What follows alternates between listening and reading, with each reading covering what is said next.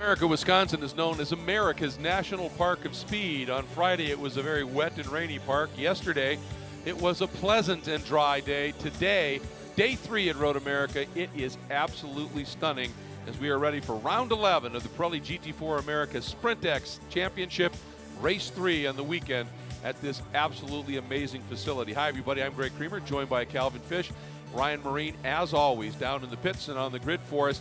And we talk about just the beautiful setting of this track, carved through the moraines that were glacially carved back in the Ice Age, up and over them and the like. And it is a track that is a driver's favorite. It's a special place, just over 4 miles in length. A lot of elevation change. We take a look at the track map here. 3 sectors, a lot of high-speed sectors, as you can see. But the real key to this racetrack, I feel, is the middle sector from turn 5 all the way through the carousel and the kink. So we're going to get a lap around it with young Max Root. And we are at Road America. This is your Porsche track preview. We're approaching turn 1 here, 6th gear. We're looking for the access road, braking right after that. Down to 3rd gear, focusing on rolling the speed, opening our hands, and using all of the road on the way out. This is an important turn, setting up for turn 3. We're braking right at the 150 board, down to 2nd gear, opening our hands and really maximizing the exit here, as it's one of the most important straightaways of the track. As we're going under the bridge, it's a good place to look for your competitors behind you if you're racing, or to take a drink and prepare for the next laps ahead. We're going to be looking for the 2 board and to turn 5, down to 2nd gear, slowing the rotation and opening our hands as we drive up the hill to the bridge.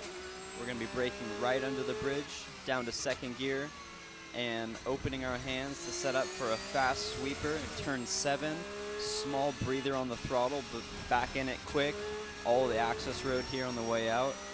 Turn 8's important. We're going to go down to 2nd gear, braking at the 2 board, and really setting up for a successful carousel. We're going to swing the car to the left, drive it in deep, and then balancing it on the front and rear axle as we're looking for all the grip in the track, opening our hands and feeding in the power as we shift up to 5th gear and look towards the kink.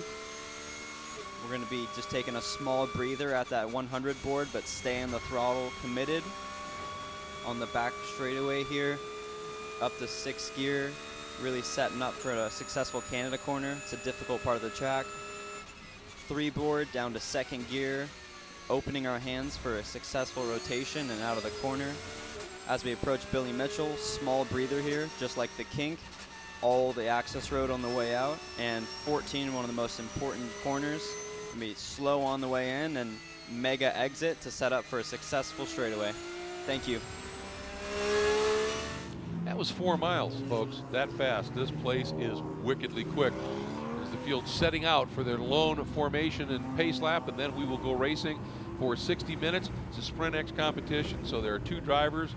At the 25-minute mark, pit window will open, driver change, and but tires stay on the car, no refueling either. So you've got to be managing things as this race unfolds. And we've got some people that are up front that can manage things fairly well, as the Reardon Racing entry, the number 91, is got a problem in sitting in the pit lane. But bit of a surprise maybe to see the Nikolai Alganian and Mad Silyahag, who'll be starting that Marco Polo KTM Crossbow on the pole overall.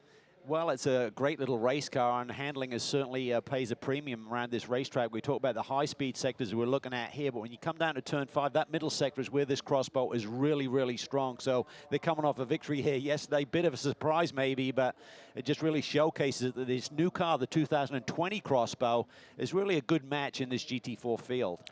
It really is, and you notice it doesn't have the big wings or anything. You've talked about it, so it's not a draggy car. It makes its downforce a little bit differently. But light and agile, the key for them is they've got to get out and build a gap, because once they get into traffic, the other cars are there. Jason Hart and Matt Travis in that NOLA Sport car, they've been so good this year. Been a little off pace here this weekend, and they may have found the problem in the car. Yeah, they feel last night they may have found the key to speed. So it's been a surprise to see the championship leaders kind of mired down in kind of the 5th through 10th position typically throughout the field this weekend. So they're starting up front, they're in a good position, and you know that Matt Travis will be starting the race here today. Will try and hand the car off in good shape for Jason Hart. It's been a tough weekend for Jason though. It has. He has a very special, we're both dog lovers, and his beloved Sadie is I got a real terminal condition, and she's going away badly. He's even arranged to be able to jump on a private plane as soon as the sprint race is done. He coaches Jason Hall, and get home. He said she made it through the night, but it's rough. And he asked if we could say on his behalf, one, to the family, his family at home that's watching his Sadie, to just say thanks to them. And secondly, to say to Sadie, because he sent me a picture, she watches the races. She's sitting up there, and he took a picture, or somebody at the family took a picture of him on track with her watching yesterday. And so he asked me if he could say to his sweet girl that Daddy will be home soon. So good luck, Jason. We both know how that goes. Yeah, it's your dogs become your best friend. You spend more time with them than others in your life. So tough times, but certainly think about the memories, I'm sure. But meanwhile, he's got to get focused here on a race that is very important in this championship. Big stack up there coming through the kink. Almost contact, I think, between a couple of the cars. Yeah, one was that NOLA Sport number 46. Look at this. Jared Andretti is trying to reassume his grid position there. We'll have to see what the stewards think about that. Yeah, that was interesting. And he went wide and maybe had to check up, and the whole field was taking evasive action there. And that white and red BMW, keep an eye on that. That's James Walker. And because this field was set by times from a practice session that he didn't get a good run in, he has to start back. But in the first race, he came through the field and turned the car over to Bill Auburn in a place to be able to take it home with an overall win. So we'll be keeping an eye on all of that. But meanwhile, the field exits at final corner. The Acura NSX, the official safety vehicle, heads into pit lane, and bringing him up for the start is Matt Siljahaug in the Marco Polo Muellerized crossbow. We'll see what happens down into turn one. Matt Travis alongside that number 47 Best Energy NOLA Sport car wants a good start to this one. And Siljahaug, boy, that may have been enough. Yeah, he got the nice jump there, and you know that car's going to come to life here. So Michael Dinan there looking for a way by the NOLA Sport entries. We look at the pack heading up into turn one. Samantha Tanner, big move down to the inside. Andretti just squeezes through. Amazing piece of driving there to clear the traffic. Unbelievable. Yeah, and made it at this stage. See what happens down here into turn three. Dinan sweeps around the outside of Samantha Tanner as they go through turn three. Coming up behind Samantha now, Cole Serralo, the CCR team TFB, sort of that light blue and white BMW, and Walker already trying to find some moves here. Said they had a problem with the car yesterday.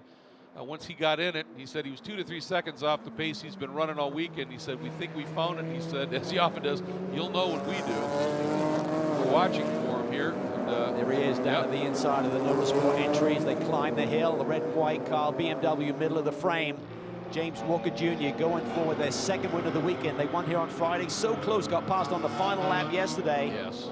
But still a big points weekend for them. Yeah, and for that number 21 Flying Lizard, Aston Martin and Michael Dinan and Robbie Foley, what a weekend for them once again. Ooh, huge lockup by the 46. Got it woed down, but that was a spooky moment for David Walker, but was able to gather it up. But yeah, I think his car may be broken. Oh, something may, yeah. He's got a steering issue on the front as well. See something dragging there? Underneath the car on that left front? Yeah. We'll have to see what happens here. Meanwhile, up front, there's Siljahaug, and he has opened up a little bit of a margin. Then Andretti, then Travis, then Foley, and then Serralo now trying to work around the outside of Samantha Tan. This is a silver category battle, and coming up behind them, their team car in the silver category of Harry Gottsacker with the SD Racing team. 3 BMWs trying to survive turn 13. Not much to choose between them. Samantha's been really up on the wheel here this weekend as we see drama behind. Maybe John Allen exiting Canada corner. Indeed it was. Running a little bit wide. Doesn't look like he got into anything. So he may have gotten away with one here. But I'll tell you, that attack by Serralo on Samantha and her defense has allowed Gottsacker to get around and make the move on Serralo as well. Up front, Dinan putting some big pressure on Travis. Gottsacker, big move down to the inside. There you see the contact. Contact. Sean Quinlan, who then made his way back to pit lane. Yep, so Quinlan got together, And then secondary contact, a bit of a bounce off that concrete.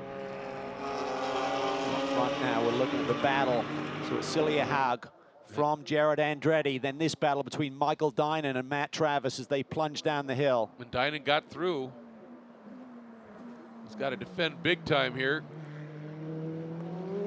So right in the middle of the road, Matt tries to set him up to exit turn 5 with a bit more speed. He may have done it. Aston Martin is really strong. You're dealing with a very confident Michael Dinan. Scored his 10th class victory here yesterday. Just been on a charge this year.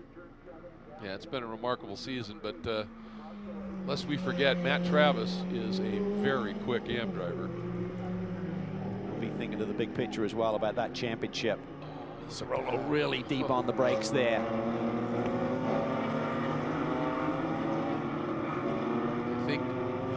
I think Gottsacker and Cirolo may have gone by Tan. Go back in the field a little bit. That white Aston Martin is Brian Putt. They've had a big weekend, Greg. Yeah, second and third. They've just been keeping this string of podiums alive here, doing a great job. Right behind him is the number 2. And that's Jason Bell. And we have a full course caution. I'm pretty sure maybe John Allen wasn't able to get that Reardon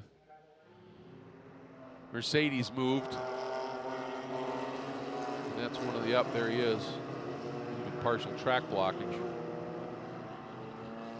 So early full course caution here. Everybody gets to regroup just a little bit here. There is the number 26. There was lots going on Yes, there there through sure Canada. was. 4 cars almost getting together. As the 26 wasn't involved in that little incident, but I thought I saw a little contact up in front of those two. There's Quinlan heading at the pit lane. Yeah, but Chandler Hull may have got involved because I thought I saw Chandler duck into the pits, and he has in fact done that. And this is where the strategy of your starting driver, it was the choice. It wasn't locked in. It was the choice of the teams as to who they started here, because this is a makeup race of race 2, or it should have been at Lime Rock Park earlier this year with a canceled event. So they elected to let the teams make a late decision on electing their starting driver. And what you really want to do, if you think about it, Greg, you want to maximize the speed of your faster driver. Right. Well, if there's a yellow, if they've created this big gap, it can get erased pretty quickly. So the safer bet is to put your faster guy in second. So as we are under full course caution, go back, take a look at the start. There was Celia Haug jumped just exactly what he needed to do, but Andretti was the one who just threaded the needle. That was just beautiful driving here. Just laid on the brakes, just clear Samantha Tan there on the apex. Just slides it down the inside of Matt Travers as well.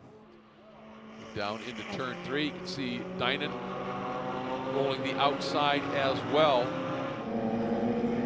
Here's that moment for Walker in the number 46 NOLA Sport car. It just, at first we thought he just overshot the corner, but there may have been a problem. There's that incident, but up front, you can see between the Panos and Chandler Hull, I think there may have been a touch as well, because we saw Hull head right toward pit lane as well. So, boy, an eventful opening couple laps again, Cal. Yeah, I'm not sure if there's a Panos or Joe Dalton possibly aboard the 33 there up ahead. Well, first of all, let's check in with Ryan on an update on the number 46 NOLA Sport Porsche. I did get confirmation they had ABS failure, so you were spot on. There was something wrong with that race car. They had this exact same problem yesterday, and unfortunately it has bitten them again. I'm headed down the pit lane now to try and get a couple of answers on what has happened to a few of the other cars. It has been an eventful first lap or so here at Road America. All right, thanks very much, Ryan. You can see there that John Allen damage to that right rear wheel on that car. It's rolling, but there's a lot of vibration. That's going straight into pit lane, and that's huge. They're a front runner in the AM category. Yeah, 4th win of the year here yesterday, so everyone trying to get a little bit of a reset here, try and stay on that lead lap is the key for Stephen Cameron Racing here. And that car down off the jacks. So Sean Quinlan will be able to head back out, but long pause here.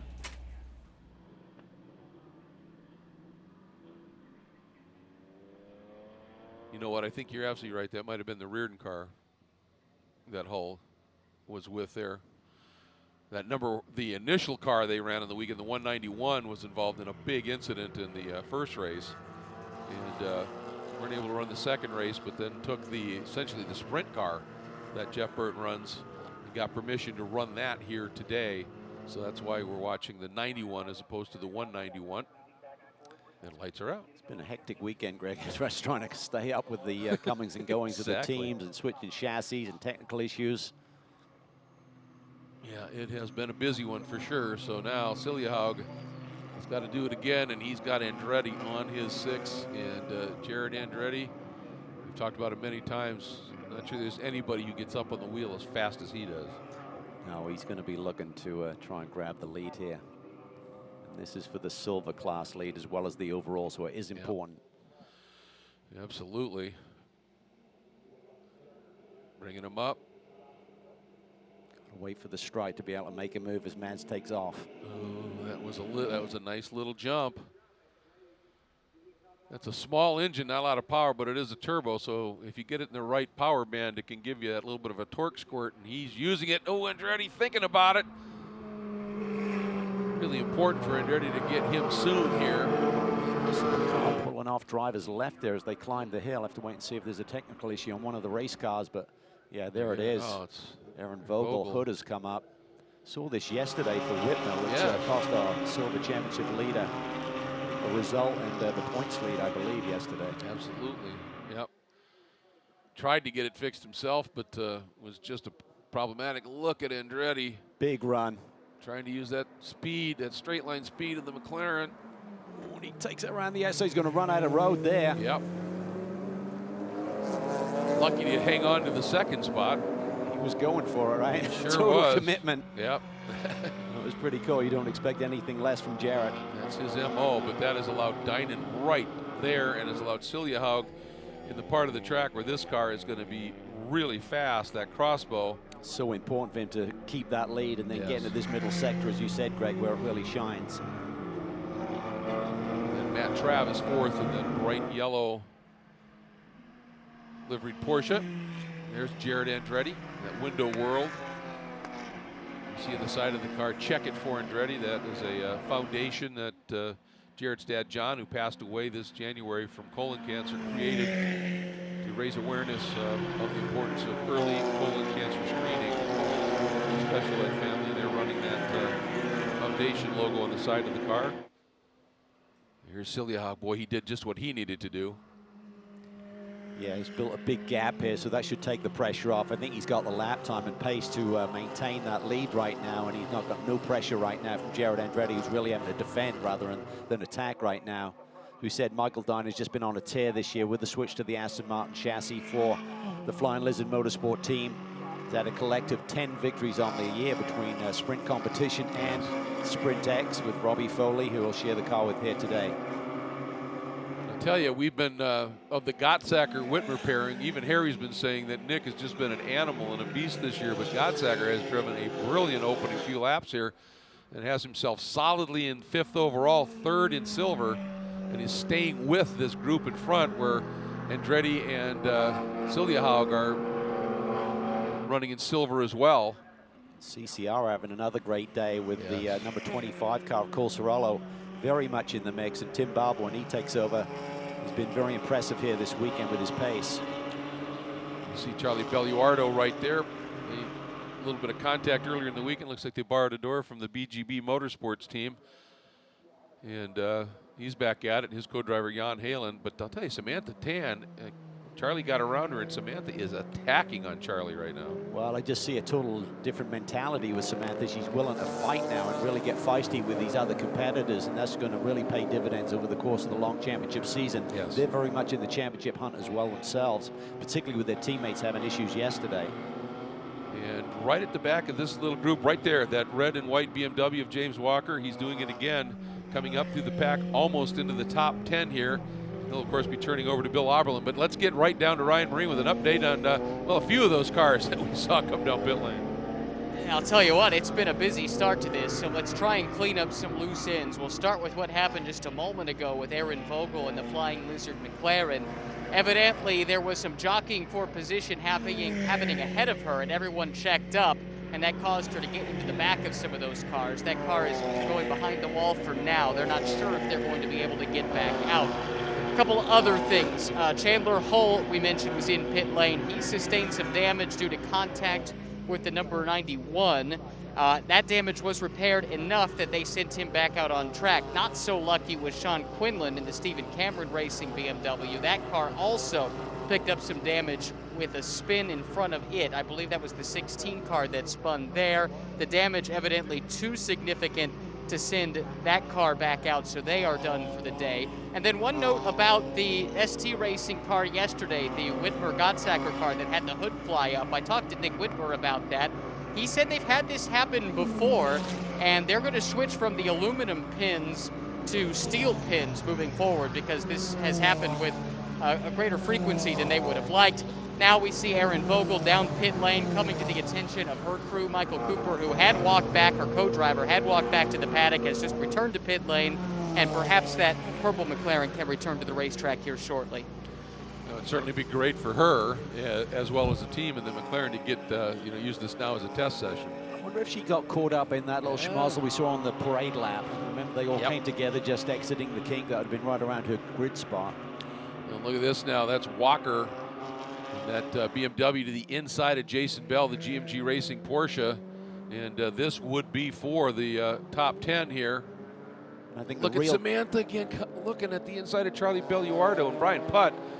And that white Aston Martin from B Sport, also real intrigued in what's going on. And Walker through up into the top 10. Yeah, and I think the key is his lap times. I mean, yesterday when he was trying to fend off Michael Dinan at the end, he was running 2:23s and just said there was something wrong with the car. Well, he's running 2:20s right now. So if he'd had that 3-second advantage yesterday, there'd have been no catching him, and they would have got this second win on the weekend. So the car is healthy. That's good news as we see this battle down into the brake zone. And that's going to slow them both up. I was thinking Putt might try the cut through and go around the outside. He's going to try it here. But Samantha is on it. This is just allowing James Walker to cut into that gap right now, and he'd love to get another 3 or 4 positions here before turning it over to Bill Oberlin here today. John Miller has said that there's been a switch that Sam has changed this year, and you talked about it with her training and everything and the like, and Miller said she's really working on her racecraft, and boy, that was a pretty move. And look at Kozarov working through on Dalton, and look at Tan making the move, and now here comes Putt down to the inside. Had to get out of it or there would have been contact with Belluardo, but what a move by Sam, and here comes Walker. Oh, it's really tight there. That's that really dangerous spot in this racetrack. If you get that run exiting Canada corner, you can easily make contact there through that little kink. I think Walker realized that. You saw him check up, but he's going to get a big run here. Oh, and Bell right toward pit lane. This is way too early for that window, so something's wrong. I believe. Who's that? It's Belluardo. Oh, yes, absolutely. Okay. Pit lane doesn't open for the mandatory stop for another 8 minutes here, so some kind of technical issue. Oh, there it is. Drive-through penalty. Overtaking prior to start finish, so that was on the restart. On the initial start, you're allowed to go racing immediately. On any restart, you've got to wait until you get across the stripe before gaining a position. Just got an update from the pits that unfortunately they have to park the Flying Lizard McLaren Aaron Vogel out of the car. The windshield is broken on it, and they can't replace that in time. So go back to this battle, which is it's a great race, but it's for second. Because Celia Haug is 5 seconds down the road. Yeah, he's taken off and building a really nice buffer here. That will allow his team, Marco Polo Motorsports, to go to work here and try and execute a good clean stop. And they got the advantage, 2 very evenly matched drivers as well in terms of the strategy as to when they make the call to the pits. And important to recognize here in looking at this 3-car battle, the lead car, Andretti, in the Andretti Autosports McLaren, is second in the silver class, but right behind him, Dinan is leading in Pro-Am, and right behind him is Travis, second in Pro-Am. So that's your class battles here, and then in the background comes Gottsacker, who would be third in silver. And I I believe Andretti and Mullen now have the championship lead with Whitmer's issues with that hood that he had yesterday. So Jarrett just trying to maximize the point score. Going here today, gets really defensive on Michael Dinan. Dinan looks to the inside. Great racecraft there by Michael Dinan, not getting into the back of that McLaren. He gets a big run. This is going to get really tight right there. Does Jarrett give it to him? Yes, he does. Or does he? Oh, Dinan, big save. Huge save by Dinan. But look at that, Travis taking advantage of those two guys. It goes right around both of them, and that's that momentum kill, isn't it? Yeah, and Dinan probably catching his breath after that little move. So Jared made it really difficult through the apex of turn 13, pushed Michael out a little bit wide. I don't think there was a touch, but nonetheless, he was out in the dirt and the grass and just hung onto the car. Travis knows I've got to stay all the way over, because if Dinan gets to the inside, that car's working so well. Look at Andretti. Thought about coming up the inside of Dinan again. Now Dinan, though, carrying great speed. He's going to be into the inside down in 3. Yeah, just really nice move there by Michael Dinan. He just needs to hold. Oh, no, he gives it back to him. Just need to bury it down at the apex a little bit further. Boy, and this might give Andretti, that McLaren's got some straight line. And he got a nice run out of 3. There's Siljahaug. Yeah, Dinan just didn't quite seal the deal there, so allows Matt to get that run around the outside. He just needed to take it in a fraction deep, but there'd been nothing that Matt could do. Is now Jared Andretti deep on the brakes. Going to try and run around the outside. He's used to running the cushion with his dirt track experience, but can't quite make it stick. Dinan thinking about that would have been a very late move. No way Travis would have been able to know that was happening, and that would have ended badly. And Dinan, and that's where Dinan, I mean, his speed's always been evident, and he's oh, that was a big off he by may have Jared broken Andretti. that car. Dinan here, just Travis is really strong. Yeah, and Andretti's got issues. I think when he ran wide, I think something broke at the back. Oh, and he's in a bad spot. This will be a Yes, he full is. caution right there if he can't. Not sure if it's maybe shut something down No, that could electronically be. with the big. He's done a Control-Alt-Delete to see if he can get everything sorted out here, or whether there's any suspension damage. That was a big off. It was. Big ride through the bumps there. Good deal. He got it going again. So maybe it was. Maybe it just Shut it down. shut it down. Yeah. There's a lot of fail-safes on these cars built in. Maybe McLaren said, we've got something wrong here with the ride that he took over the bumps. Well, that's the thing with the McLaren GT4 car. It's probably the closest one in terms of being virtually identical to the road car. So there's all kinds of things in there that you don't want in a race car necessarily. Right. Triggers and sensors and the like. And look at Walker as he is putting the big pressure on now for Samantha Tan. He's worked his way to 9th. This would be for 8th. Behind him is the 91 of Burton. Right now, the Bimmerwell team would love to have seen a caution, because Walker's now up to 4th in class, and if you got a little bit of a stack up here before we went to the pit stop window opening, he gets a big run here on Samantha Tan, looks down to the inside, thinks about it, doesn't quite get in there. Samantha's not going to give it to him. I'll tell you, Samantha admitted after the race on Friday, she said she was overslowing for the corners because, you know, she had a big hit here last year. And on top of that, the first session she was in terms of practice and quality, were wet. She said, so I was overslowing for the corners, just concerned about grip. But after she got through the race, and she's, you know, the confidence is there, and she got coached up, I'm sure, by John a little bit and Nick.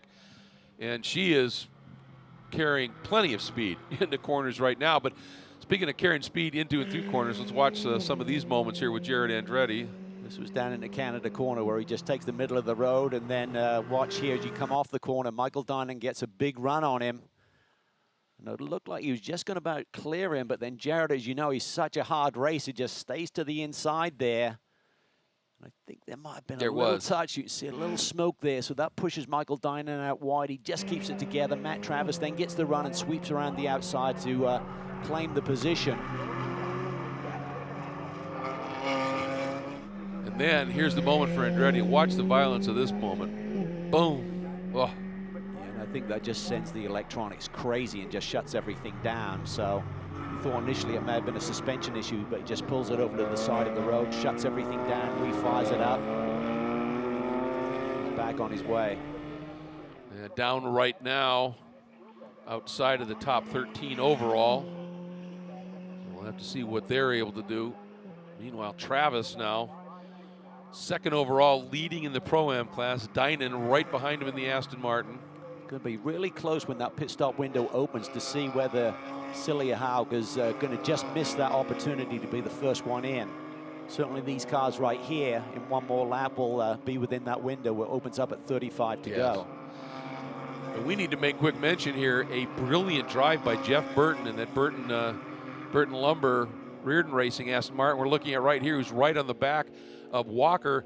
He started back in the 21st spot, shotgun on the field, and he has now hauled that car up into 7th overall, Cal, and has taken a run at James Walker. Yeah, big run here for Jeff Burton. I see that Samantha Tan has dropped several positions on this lap. Oh boy. So Walker must have got around her and delayed her possibly. All right, out of 3 here. Walker now 6th overall, 3rd in class. And he started 14th overall, and Burton 21st to 7th in class, or 7th overall, 4th in the Pro-Am class. So that battle between these two is a position battle in Pro-Am. This could be interesting. Billy Oberlin versus Vesco Kozarov. Yes. Should be a good one. So it's been a busy weekend for Reardon Racing, trying to assess the damage and do the shuffle with the race cars to be on the grid here this morning. But there's got to be a sense of frustration for the Bimmer World team, the fact that Walker has the pace, and it was just a technical issue, we believe, with the car late in the going yesterday that precluded him from holding on to that lead and the win on the final lap. And I've got to make mention here, this to me is mega impressive. Joe or Matt Dalton in that RS1 Aston Martin, the car right behind these guys. He started 17th overall. He doesn't have a lot of racing experience at all, but he's under the tutelage of Patrick Gallagher. He has taken that car from that deep in the field, as I said, 17th overall. He's up to 8th overall and 5th in the Pro-Am class, and he's going to be turning it over to Patrick Gallagher, who had a massive drive in that car on Friday. Yeah, Gallagher was sensational here yesterday, as now Burton looks to the inside. He's got to be careful. This is where he had a big moment here in the sprint race the other day where he got in at the back of Ray Mason. Ooh, Walker running a little Walker wide. Oh, and look at this, a drag race into pit lane. Travis and Dynan hitting pit lane at the same time. Celia Haug, I believe, had to stay out. And just got a note from the Marco Polo team. They said this weather is perfect for the KTM. It's very heat sensitive. So Matt Celia Haug, who's a German GT4 champion, he's Ryder Engineering's works driver, is really making hay here at the front of the field. Burton got Walker, by the way, just before, but they're both pitting, so this pit stop's huge. 91 seconds is the minimum stop time here from pit in to pit out. See Jared Andretti finally making his way back with the Andretti Autosport after that little reset. In they come. There is Travis.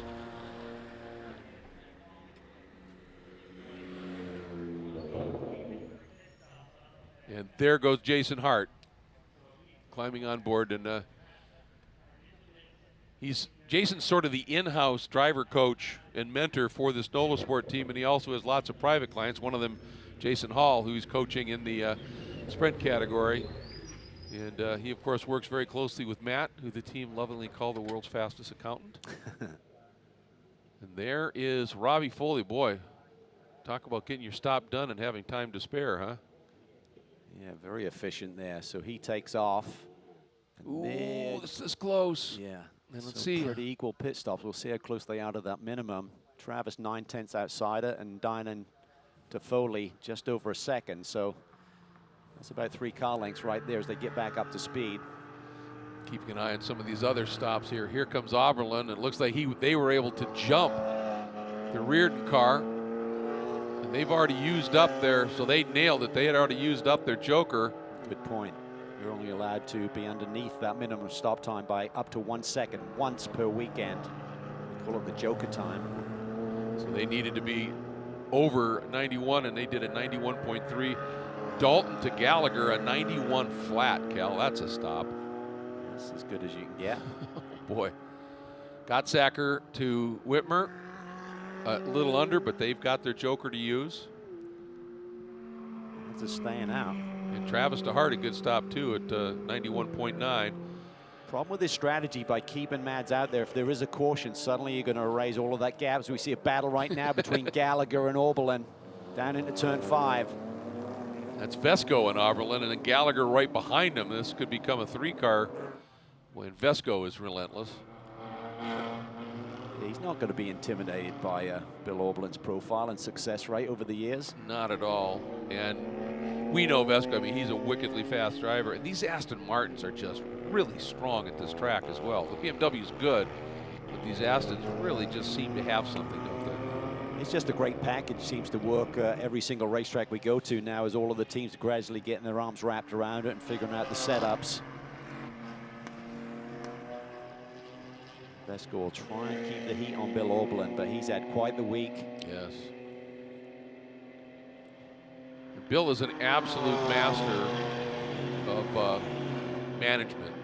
You know, when he's got a car that goes, he goes, but he also understands if just drive fast enough to stay out front, but don't try and gap if you know, that's discipline. If you got a car that you could open the gap up, but you tear up the tires, to just say, nope, I'm going to drive just fast enough to stay in front. And then when I know I've got enough to go to the end, then, and we've seen him do that a couple of times where it's this close for 4 or 5 laps, and then suddenly 3 laps later, he's 5 seconds down the road. But Vesco's no slouch either. That's right. I mean, it's going to be tough to manage his pace when he's got Vesco all over his tail if he doesn't want to lose that track position. So Vesco may force his hand here a little bit. See how they match up down this front straightaway. Looks like the BMW may be inching away just gradually, with Vesco in his draft and slipstream here. Yep. And let's not count out that 4th car in this little queue here, that white B-Sport Aries Aston Martin, now in the hands of Ken Cook. They have been on form. These really, it's like the switch flip, didn't it, at Sonoma? And that car, that team, those drivers came alive. Celia Haugen, Alganian waiting. Well, they decided to exactly split the cake halfway down the middle, right, with the time.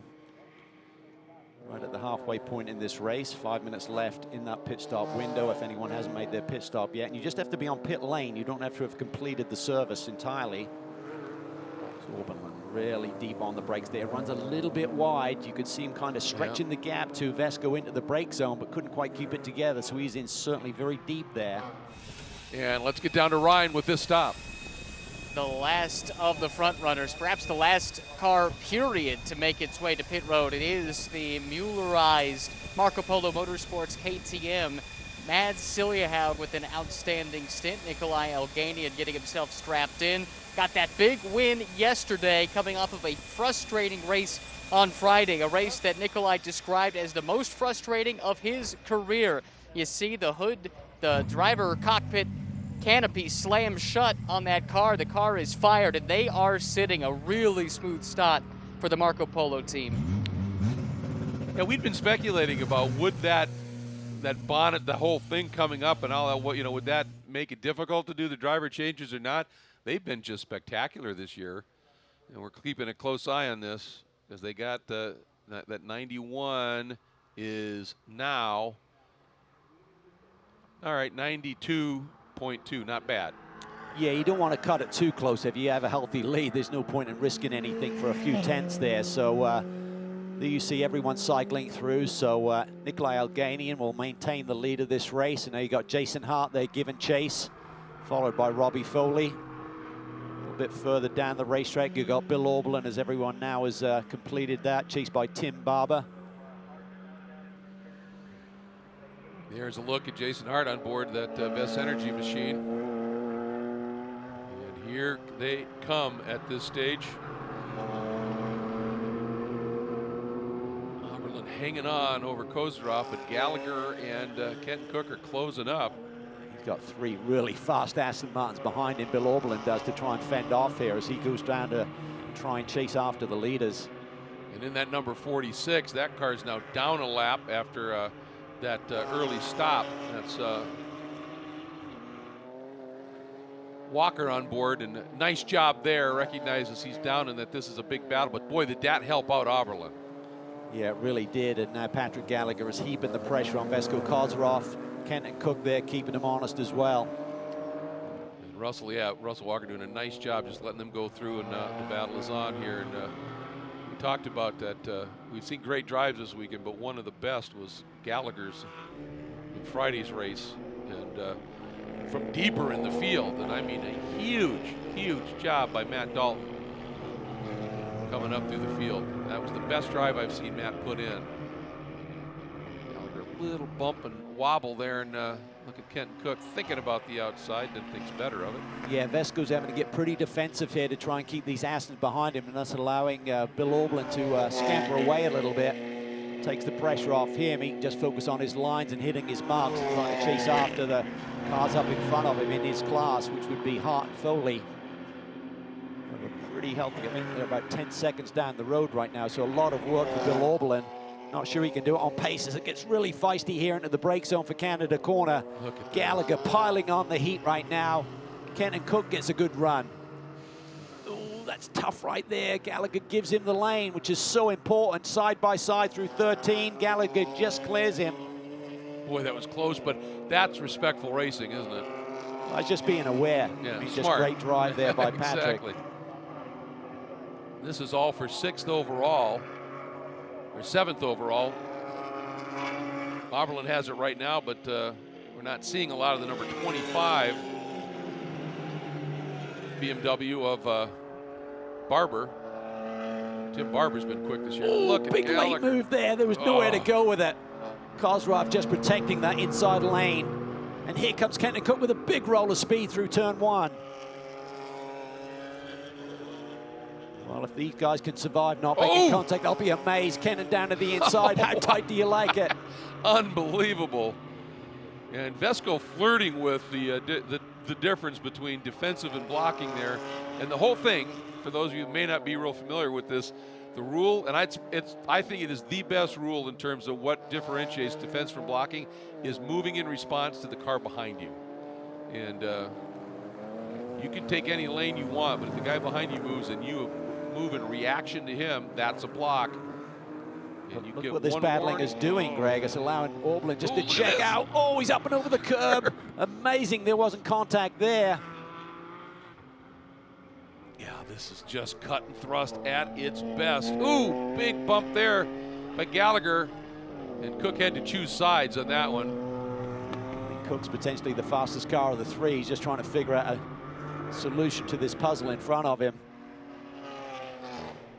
Painski's probably going to give him a headache alone. Just looking at that. Yeah.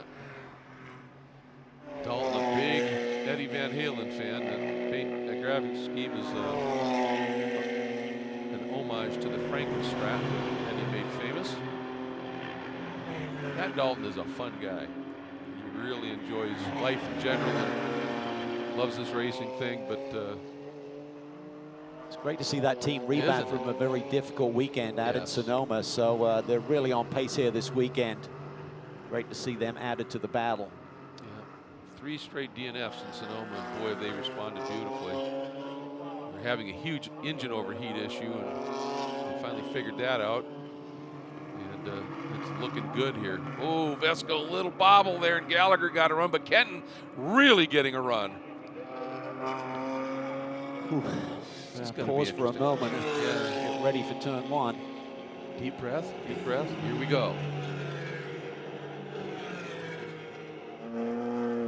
Kozarov was able to switch back out and get the big wide radius. Now is Kenton going to work the outside? He's going to try it here. That pinches Gallagher down, but Kenton goes way wide. When you do that, you tend to carry a lot more speed, and he's through. Beautiful. Beautiful. Great respect there by Patrick Gallagher as well. Gave him not too much, but just enough racing room. Now, Vesco, you've got a new challenger right behind you as he elects to go down the left-hand side of the road. As you said, he's certainly entitled to do that. Pick your lane. Don't react. I'll tell you, all of this, let's watch here. All right, Kenton going to try the over-under here, but Vesco going to try and shallow his exit up. But look who's closing on him. Andrew Davis is coming in the GMG Porsche. Yeah, they've been very fast here this weekend. Just coming from deep in the pack. All this cut and thrust is bringing them, in a sense, back to him. Alblin's times on the low 19s, just a second off what he had here yesterday, compared to the 71 Crossbows times in the high 17 range. So that's a massive delta between the overall leader and what pace Alblin has right now. He's a little bit quicker than the CCR Team TFB, the Envoy data entry of Barber. There's Bill, and then here's this great battle. There's Davis in the Porsche, just flashing through. Behind them, it's John Miller, and this is, I'll tell you, Zach Anderson has been impressive this year. He's an AM driver, and he is hanging with and racing John Miller, who's one of the top silver drivers. That's some good stuff. Yeah, and they just had a brilliant season, he and Sean Gibbons. Healthy championship lead right now, and one of their main competitors, the Red and Racing Mercedes of John Allen and Chris Wilson, has had drama here today as Cook gets down to the inside of Vesco, just surprises him there with a move into 14. Now it allows Gallagher to get a big run on both of them up the hill. Look at that. It's a big drag race now. Vesco noses ahead. Almost leaning on each other. Patrick sitting there, what do I do with this draft that I just picked up from both of those cars, punching a hole in the air? This is awesome racing. This is a battle for 4th, 5th, and 6th in the Pro-Am class.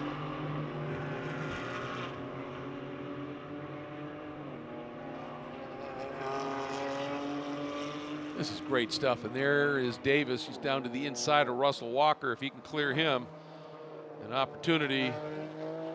Davis is about a second a lap faster than these three Astons as they continue to battle and really compromise. Little bump there. He pushes him out wide, and he's down to the inside.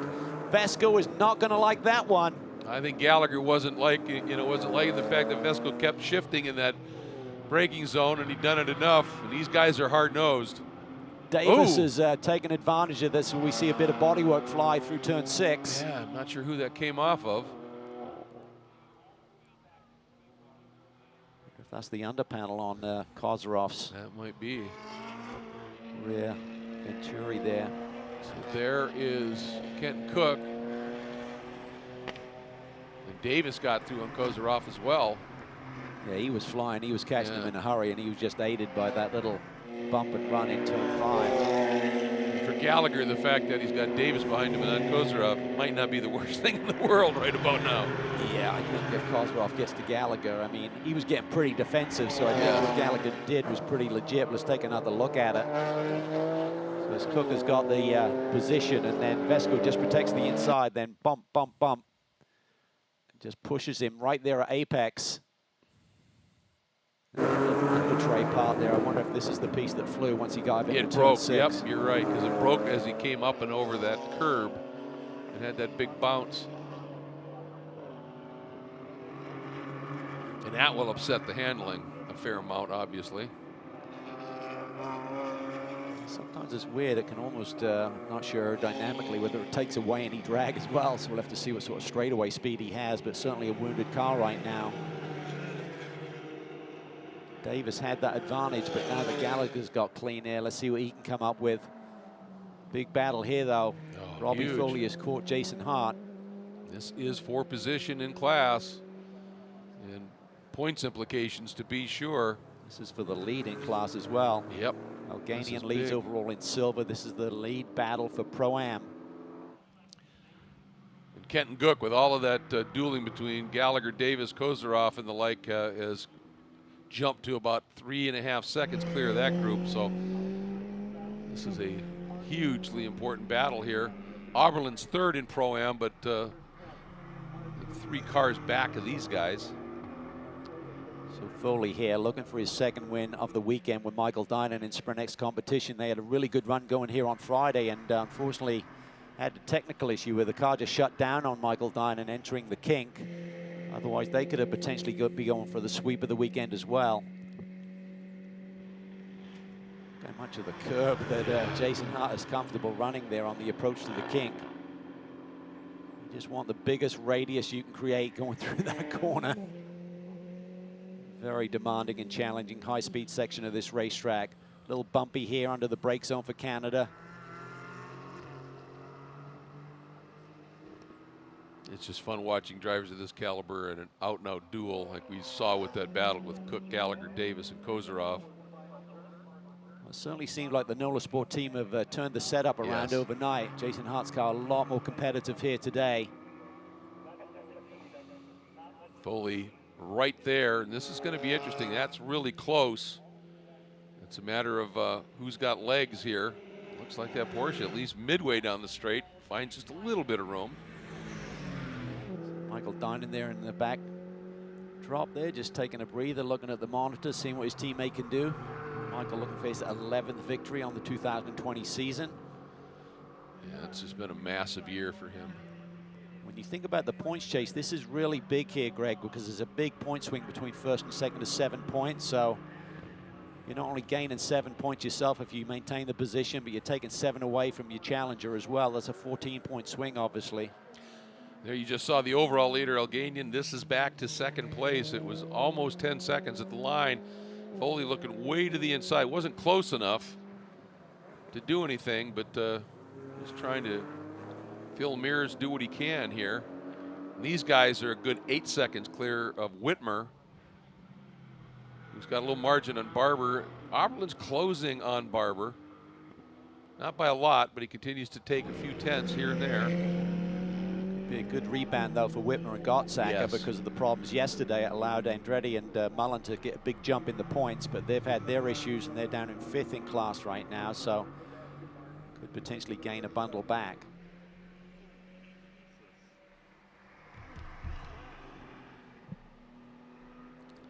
That's through the exit of the turn 8 into the carousel, and now exiting the carousel. Watch this again. You talk about, look at how much of the curb he uses. Yeah, and that's just having a lot of confidence in the race car, and certainly a lot of skill as well. It's really takes a lot of commitment to get through there. And Jason's car is working really well, and he hasn't put a foot wrong so far in this defense on Robbie Foley. And Jason will know how important this position is as well. Absolutely. Look at this. Kenton Cook has run down Bill Oberlin.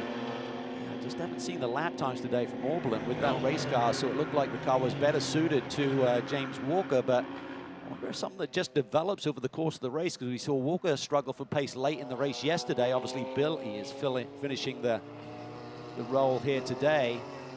Ooh, that was tight. That was almost a touch. Kenton's done this before, and he's got the nose ahead, ramping the outside, and he's through. He looks pretty defenseless right Yeah, now, he and does. he'll recognize that. And you know, if he feels his car is up to it, he'd be fighting a little bit harder, I think.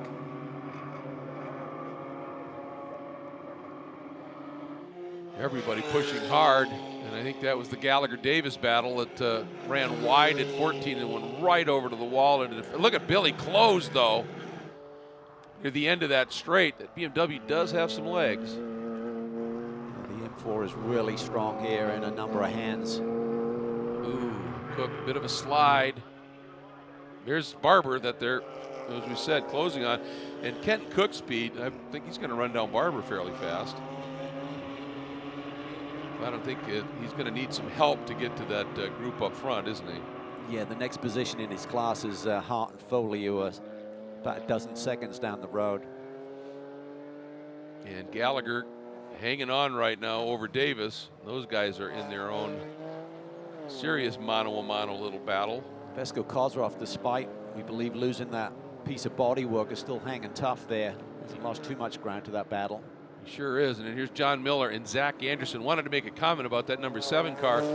Even with the season they've had, they've really been struggling with budget to be able to get through the entire year. At Sonoma, they were brought on board for the rest of the year, Trattori Farms, just some fabulous wines and the like. But again, it wasn't a massive sponsorship that was going to carry them through, and they said, we're scrapping. And they said that one of the biggest things that's happened to them, the Porsche Fresno dealership, which is the flagship dealership of the C.J. Wilson, the two-time MLB All-Star Pitchers Automotive Group, has come on to sponsor them for the rest of the year. And they said, quite frankly, they probably wouldn't have been able to make it to Road America without C.J. stepping in and helping. That's the kind of guy CJ is. Yeah, he's a cool guy, loves his motorsport, and supporting this team is really great to see. And it's a lot of stress when you're trying to fight for a championship and you're not sure you have the funds to make it to the next race. But a big points weekend for that group as well. Yeah, absolutely. So close to catching John Allen yesterday. Sean Gibbons was for another victory, but couldn't quite get there. And Zach looking really good. As we said, John Miller is a top-tier pilot here. And Zach is an AM driver, but he is showing some stuff this year in that number 7 Trattori Farms Fresno Porsche NOLA Sport car. Well, Miller's working hard, isn't he? Yeah, so is Anderson. Yeah. Really wide there on the entry. Gets a really good radius through that corner, which is important, turn 14. You see Miller there just going immediately to the driver's right-hand side of the road. Recognizes that BMW's got great pace there. You can see him just gap the Porsche a little bit. Porsche looks solid, though, through the rest of the race circuit. You know, behind this number 7 that's leading in the AM category is Colin Mullen, who's taking over for Andretti and trying to come up. But then John Tisi is having a really, really good run here today in that BG Motorsports Porsche that was started by Tom Collingwood, sitting 2nd in the AM category. And then 3rd is the number 17 of Derek DeBoer and Dr. Jim Rappaport. Certainly a highlight is coming back here for Derek DeBoer. Fast Life TV advocate, and he won here in 2015, and just really enjoys bringing the whole family here. A lot of support, obviously, with the whole TRG group, LaSalle Solution race team. Yeah, and Silver State Medical Consultants as well, and Regional Spine, the Sierra Regional Spine Institute, all part of Dr. Jim Rappaport, who's a spinal surgeon. There's a look at John Tisi and the beautiful Porsche. Interesting graphics package on that car for BGB. They've always run that kind of look, haven't they? Yeah, and they were having a really strong weekend. Collingwood's been doing a tremendous job, and John doesn't do as much racing as Collingwood. He doesn't share the car on every single weekend that Tom is running in, but when he does, he's able to deliver. Runs a great race program himself. Kind of a multitasking.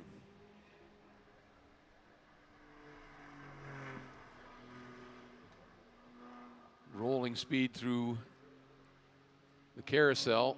And look at this, Kenton Cook has closed it up. Oberlin now starting to feel the pressure as Davis has gone through on Gallagher, and that's brought Vesco right to Gallagher. Yes, and I don't think Vesco's going to forget the little bump that he received in turn 5, so watch for him to try and make a move on Patrick here before the end of this race.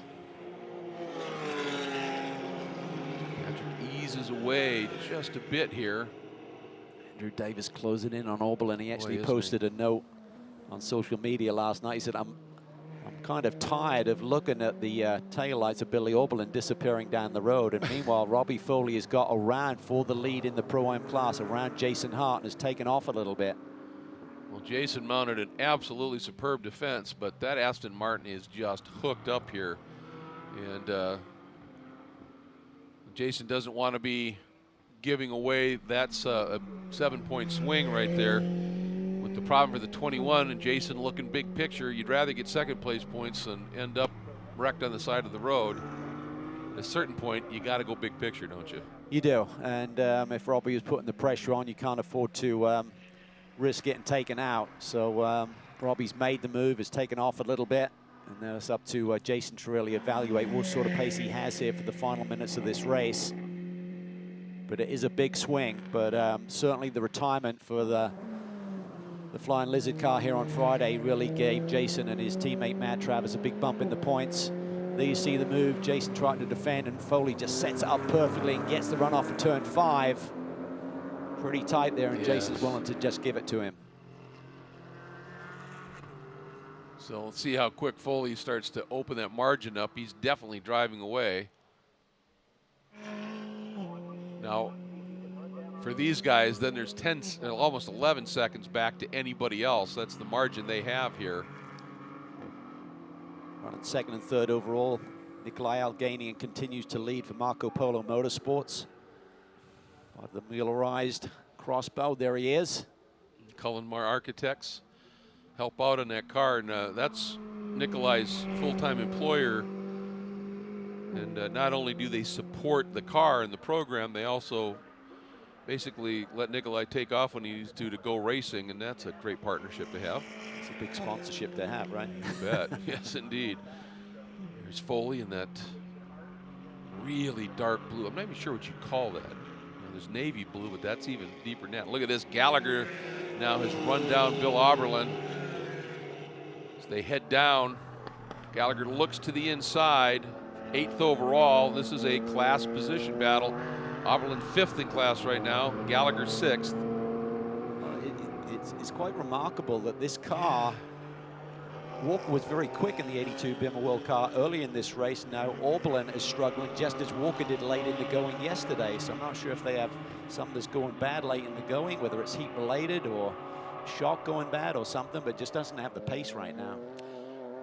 Or maybe it's just that the car, the more that Pirelli P0 gets used up, maybe the car's handling just goes really off. They just haven't been able to get that consistent handling. Good point. I mean, you have to stay on the same set of tires here for this 60-minute event, so that could certainly be a factor. And Road America's recognized now surfaces. Oh, you see Oberlin there just dirt tracking it through turn 6. It will work the tires, and Bill is really struggling here, it looks like, to keep the car underneath him. Well, you're in these turns for such a long time that you know, the tires really get loaded. And over the years, the track has lost, from what I understand, a little bit of grip. A lot of drivers say it just doesn't quite have the grip it used to, which means now the car's sliding a little bit more and you get surface heat. I think everyone's relieved because of that fact that we have had relatively cool weather here this weekend. A lot of rain here on Friday and early Saturday morning.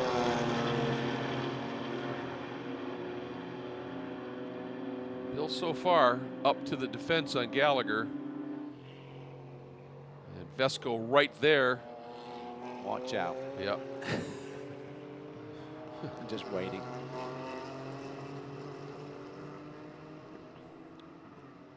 So those two Aston Martins that did have a little bit of argy-bargy earlier in this race. So Vesco is now caught back up to Patrick Gallagher. See what he can do here in the last 5 minutes of this race. Patrick has got his sights on Bill Oberlin, and these are precious positions for Bill Oberlin in the championship because all of these cars are fighting him in the same class here today. It's interesting, Vesco has always been known as one of the toughest passes in the sport. And Gallagher said finally, well, I got to do something and make it happen if it's going to happen. And gave him that little double nudge down into 5. Oh, Gallagher maybe got enough down to the inside. He's there, and he's through. Yeah, it's definitely in the handling department, isn't it, for Bill Oberlin? He just doesn't have the pace to roll speed any longer. His fastest lap is almost a second off of what he turned here yesterday, so that to me was a key indicator earlier in the run. So Gallagher is through now. Vesco. He's still got power. He's still strong down these straightaways. He's just through the corners where he's losing pace. It's been a strange year for them. Remember at VIR, they were so strong. They got to Sonoma and just completely lost their way with the setup. Rebounded here nicely, but now it seems late in the going in both these races on Saturday and Sunday that they've struggled for pace once again. And the weird thing at Sonoma was in the practices and the testing, they were one of the fastest cars. Bill topped everybody in one of the sessions. And then what we understand was they, as teams and everybody does, they said, well, we make one more little change for qualifying, it's going to be magic.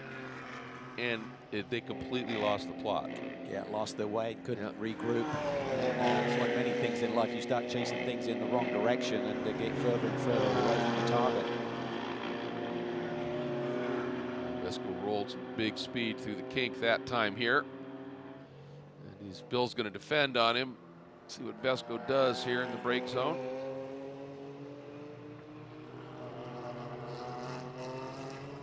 Nice discipline there by everybody. I think Oberlin's vulnerable here, though, so I think Vesco's got a slightly better car here late in the going. Probably the good news of Gallagher is that Urban is the buffer between he and Vesco for these final couple of laps. Oh, he got to run. This is going to be a drag race, though. See which one at the end of the straight has some legs. Relatively even here. I'm not sure Aublin's got anything to fight it through turn 1 with. That's the issue. I mean, if that car was working, you might do the outside. You see how early Bill braked there relative to Vesco. He's just got to let these guys have it. Yeah. He's got nothing to fight with right now, unfortunately. Davis just got through on Barber. That's not a class position change, but it's an overall. Puts him up in a 6th in the GMG Racing Porsche. And did want to mention before this ends, we haven't seen much of them. That 17, the Racers Group AM category car of Dr. Rappaport and Derek DeBoer, sitting 3rd in the AM class right now. Along with all their sponsors, they've got a program to help stop human trafficking that they're coordinating through Fast Life TV. They're accepting donations via that website. 100% of the proceeds go to their new local nonprofit, Redemption Ridge. They have a matching guarantee here for that as well from the TC Chevrolet dealership in Ashland, Oregon. And they said, so we really help, but it's a global problem. It's a problem in the U.S. and anything helps. So Derek asked if we could mention that, and we're happy to do so. It's a very, very worthy cause. And Zach Anderson just has not let Miller get away here. No, he's got to be careful, though. You don't want to throw away the class win for an overall position here, but he's certainly keeping Miller honest. Be another good, strong points day for Miller and Samantha Tan and the ST Racing machine. Their teammates running 2nd in silver. They're running 4th. And up front, Nikolai Alganian has just taken over where Siljahaug left off here, and he's just eased away every lap, almost up to a 10-second lead over the Foley car, who's opened it up a bit over Hart. Zach Anderson, and you're right. I mean, you need to just big picture it every once in a while. Yeah, he's got the pace, though. I think his car's working better. Yeah, it does. Miller's just hanging on right now, and sure, I'd love to be having a chat with Zach and just saying, let's just bring it home, mate. Exactly. You're making me sweat a little bit here in this final lap or two. And we are officially on the final lap for Alganian. The white flag came out as he flashed through. And he's easing it off just a little bit here. That margin was up to almost 10 seconds. It's at 8.4. This is a battle for the Pro-Am win. Foley continues to hold that position by a couple of seconds there over Jason Hart. It's a nice solid rebound here for this team, though, who had struggled earlier this weekend to get the setup worked out. So a big point stay for our championship leaders. Yeah, I think they found the problem was, they said was a suspension component that they got rectified, and he put on a spirited defense for as long as he could over an awfully fast car here this entire weekend, that 21 Flying Lizard Aston Martin. But in the end, sometimes you just have to let the guy through and take the points you can get on a given day here. Patrick Gallagher, as always, a very impressive ride, currently 5th in the Pro-Am category. But Matt Dalton, his co-driver, the AM component of this program, I think had the race of his career in his stint to start this one here. And just remarkable. But here we go. Alganian, Marco Polo Motorsports. They've had themselves a fairly decent weekend, of course, and this would be a 2nd straight overall win. Very strong weekend, and just showcasing that this new car can work anywhere. You'd have to say on paper this is not the ideal circuit, but they have made it happen. And Alganian, after taking over from Siljahaug for Marco Polo Motorsports, Crossbow and Muellerized, comes through, win number 2, this one overall. And look at that. We saw the celebration from Alganian yesterday. Siljahaug's pretty good too, and Robbie Foley comes through, giving Flying Lizard and Michael Dinan another win on the year. This in the Pro-Am category with Jason Hart finishing 2nd after a great drive as well by Matt Travis. So congratulations to them. It should be Whitmer and Gottsacker bringing it home 2nd in the silver category, 4th overall. And then Kenton Cook, a great drive, another podium, 3rd in Pro-Am. the rest of the field here. And here is Zach Anderson, who's eased back just a little bit here now. Got a nice margin back to John Teesey. And Zach Anderson and Sean Gibbons continuing a remarkable season in terms of speed on track and results on track for NOLA Sport Trattori Farms and Porsche Fresno. Big win for Zach Anderson and Sean Gibbons here. And you know, proving to everybody that, yeah, help us out with a little funding, get us to this next round. We'll make it work for you. But boy, what a job this team and these drivers did.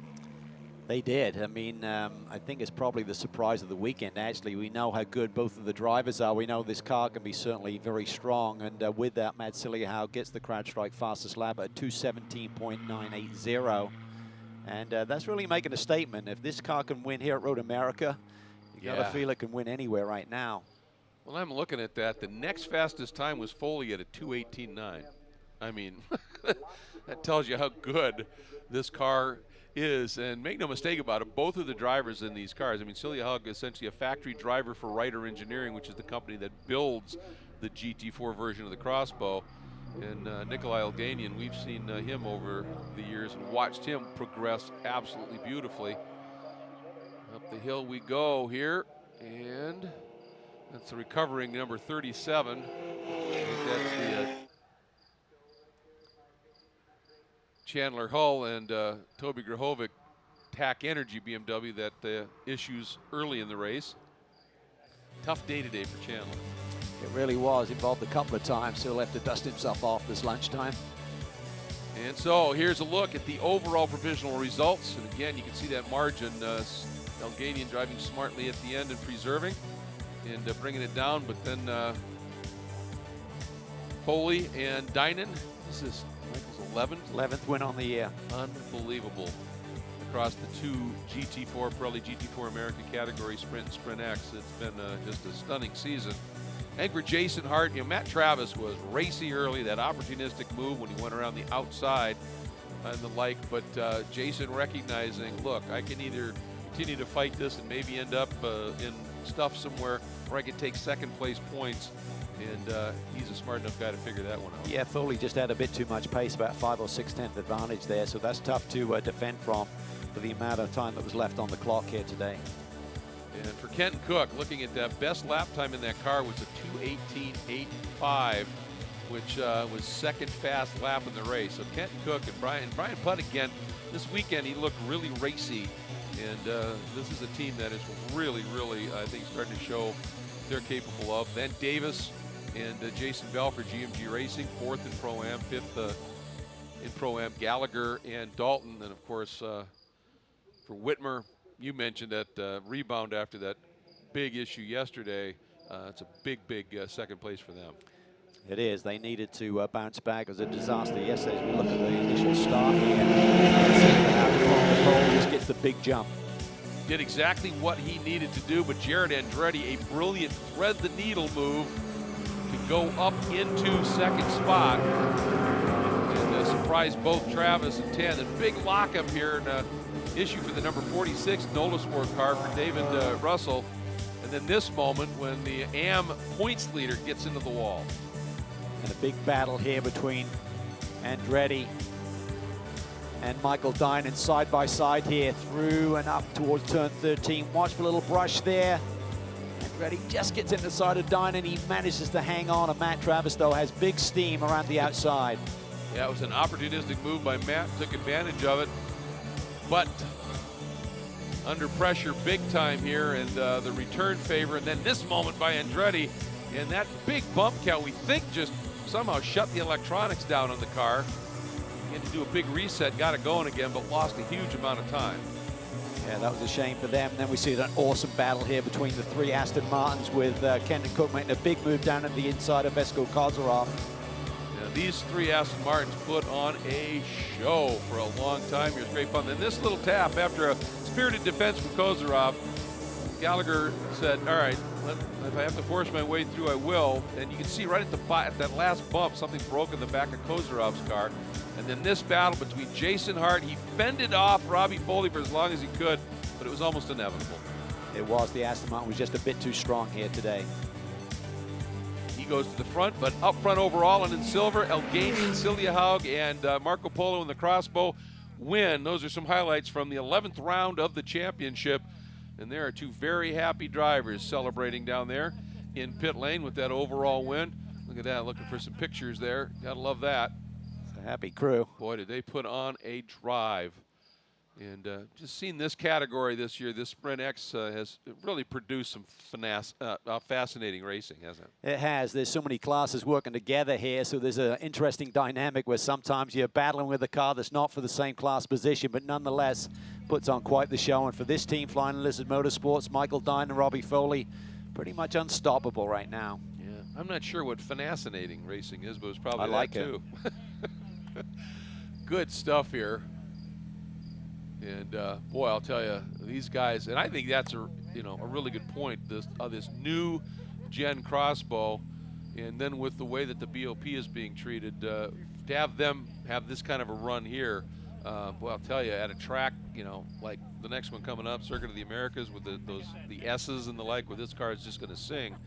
But it also seems to have just enough now to be able to be racy in a straight line too. Yeah, they've really worked with the dynamic, the raceability of that car, where it is not quite as strong through the corners, but equally not so far off down the straightaways, which makes it a better fit within the GT4 category. And they've been doing a lot of testing. They've been doing a lot of work with John Mueller and the whole gang there, so it's showing its rewards right now in terms of the results. Those two Lizard drivers, that one on the left is an 11-time race winner this year across the two Pirelli GT4 America categories, Michael Dinan. And a lot of that is due to Robbie Foley. They work really well together. Yeah, they just work well together. They did a lot of work in the off-season, making the switch to the Aston Martin platform, getting a little bit of testing done, realizing that Michael was a lot more comfortable with it. Did a lot of sim work together and just really fine-tuning what was a tremendous talent there with Michael Dinan. And he's just gaining in confidence. He's now taking these victories in his stride, it seems. Yeah, he's really coming along. I don't know how much farther he can go. We saw him stay with some outright pro drivers for a large part of the race earlier or yesterday in the sprint category, to be sure. Let's get down to Ryan Marine. Second overall, but crucially a win in the Pro-Am class for Flying Lizard Motorsports. Robbie Foley, you finished out the race, and it was up to you to chase down Jason Hart today. How did that battle play out? Yeah, it was good. They came in front of us, and we had very similar pit stop times. I think when we left the pits, they were about 2 seconds ahead. And yeah, over the next couple laps, I could run him down a little bit, but he was doing a great job putting his car exactly where he needed to. So I knew it was going to be tough, and I had to be decisive with my opportunity. So I got close in 5. He defended, and I could over-under a little bit and get him into 6. And then from there, I had clear air on the front, and yeah, I could just pull away a little bit and then manage the gap from there. So Michael did a great job in tough conditions, racing the McLaren and a few cars at the front at the beginning, and that was great to watch. And yeah, I just wanted to finish it off for him. So thanks to the whole team at Flying Lizard and Aston for a great car, and yeah, we're sort of on a roll, so hopefully we keep it going. Really great result. Congratulations to you, Robbie. Thanks. Michael, you're standing by. We'll bring you on in.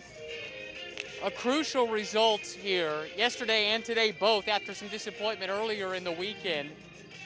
How important was it to get the result that you did with the championship in mind? Yeah, so obviously on Friday we failed to finish the race due to a bit of an issue with the fire kill switch, but to get 2 wins definitely keeps us in the fight for the championship. Unfortunately, we won't be making every round of the championship in the future. I think we're going to miss at least 1 race in COTA, but yeah, it's nice to be in the hunt for it, and hopefully we'll see what happens, but hopefully we can be in contention for the win when it comes to Indy. Congratulations. Thank you, Ryan. Well, that's somewhat big news here. It was just revealed that they might miss the next round of the championship. Yeah, a little bonus there for Hart and Travis. Absolutely. They take the heat off in this championship battle. Here's a look at the provisional results here. That Hart and Travis finished that second place finish. Then Putt and Kent and Cook. Looking awfully good as third. Davis and Bell in fourth. And Gallagher and Dalton. What a run for that. Let's get back down to Ryan. Overall winners and silver class winners as well. From Marco Polo Motorsports, Matt Silja here first. Mads, are you surprised, a couple of wins this weekend, at how well this car has taken to this racetrack? You look at it on paper and maybe you don't think Road America is where it's going to thrive. Yes, now for sure. The car is where it is now because of very much hard work. You see how the car was in the start and where it is now. You can believe all the hard work we have put into the car, and now it finally starts to pay off, and we are extremely happy with it. I'd imagine so. Great job Thank to you you, very Mads. much. And Nikolai will bring you up next. I think there was a lot of expectation, it's safe to say, with this driver lineup when the season began. Maybe it took a little bit to hit your stride, but do you feel like you've achieved the level of performance that you were expecting when we rolled off the season back at COTA? Yeah, I mean, to come here, well, I was here 2 years ago, and we didn't do nearly as well, and to come here and lead the race lap to lap was amazing. We were a little worried during that yellow flag, but Matt's crushed it the whole time, and I just had to babysit the car back home. Well, you did a tremendous job of that and a whole lot more throughout the course of the weekend. Well done. Oh, thank you guys. It was a lot of fun. It was a lot of fun to watch, and they just dominated things today. And as you take a look at the results in the silver category for some of the points runners in this category, Cal, it's been an up and down weekend. Whitmer with that issue yesterday, but they've been quick. It's just been interesting. It's been a wild one. I mean, typically these races seem to go a very consistent pattern, but there's been some real curveballs amongst the races they're here this weekend. They sure put on a good show across all 3 races. Today, of course, fairly covered by Alleghenian. So, and let's get it back down to Ryan. One more set of winners. And it is our AM class winners. A big weekend for the NOLA Sport duo, Zach Anderson and Sean Gibbons, who we'll speak to in a moment. And Zach, we were watching your battle there at the end. It wasn't for a class position, but it was for overall position. How aggressive were you being fighting with John Miller there? I know you want every spot you can get, but you got to think big picture too. Yeah, it was a fun battle. It ended up being very clean. I thought it was pretty risky because we weren't in the same class, obviously, and that's why I didn't actually make the move, just being smart. We extended our championship lead by a significant margin. I think we're 93 points in the lead from the Allen and Wilson problems early in the race. And again, got to thank our help, Porsche Fresno, CJ Wilson, and NOLA Sport OGH. Thank you, Sean, for trusting me and your equipment. Yeah, it's been a good weekend. 2 wins and 1 second place. So really great job by you as well, Zach. We'll have you step over. Sean will bring you up. We've chronicled throughout the weekend that you've had your challenges making sure you were there race to race, weekend to weekend. How important is the weekend that you had here, the success that you were able to demonstrate to being able to keep this program rolling forward?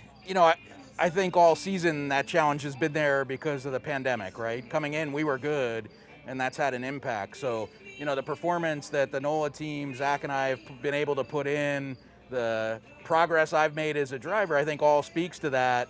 And so I couldn't be more happy to have the people we have supporting us, with Porsche Fresno, Trattori Wines, making it so we can do this. But what a great weekend. I mean, it's my second time here. To come away with 2 wins again in a second is just incredible. Well, congratulations. Thank you. We sincerely hope to see you at the next round of the championship. COTA's our home track. We'll be there. That one we'll find a way. That's what I like to hear. Thank you, Sean. Thanks.